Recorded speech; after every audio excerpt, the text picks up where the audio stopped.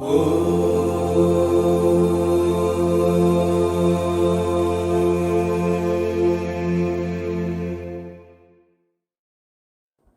ശ്രീ സായിരാം. 1999 ബിരുദദാന ചടങ്ങിനോടനുബന്ധിച്ച് വിദ്യാർത്ഥികളുടെ ഒരു നാടകമുണ്ട്.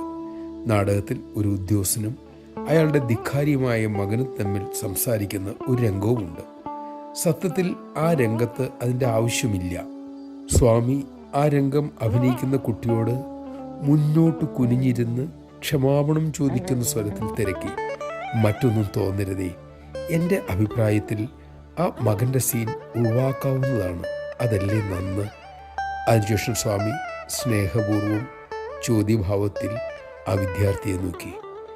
ജഗദീശ്വരൻ്റെ വിനയവും ശരീരഭാഷയും കണ്ട് ആ വിദ്യാർത്ഥി സ്തബ്ധനായി നിഴമിഴികളുമായി തൊഴുകയോടെ ഇരുന്നു പോയി. ജയ് സായിരാം. വിനയപൂർവ്വം സംസാരിക്കണമെന്ന് ഭഗവാൻ നമ്മോട് പറയുന്നു. അതിൻ്റെ ആഴം സ്വാമിയുടെ ഓരോ വാക്കുകളിലും പ്രവൃത്തിയിലും കാണുകയും ചെയ്യാം. എല്ലാവരോടും സ്നേഹപൂർവവും വിനയപൂർവവും സംസാരിക്കുന്ന സാധന നമുക്ക് ആരംഭിക്കാം. जय बोलो भगवान श्री सत्य साई बाबा जी की जय.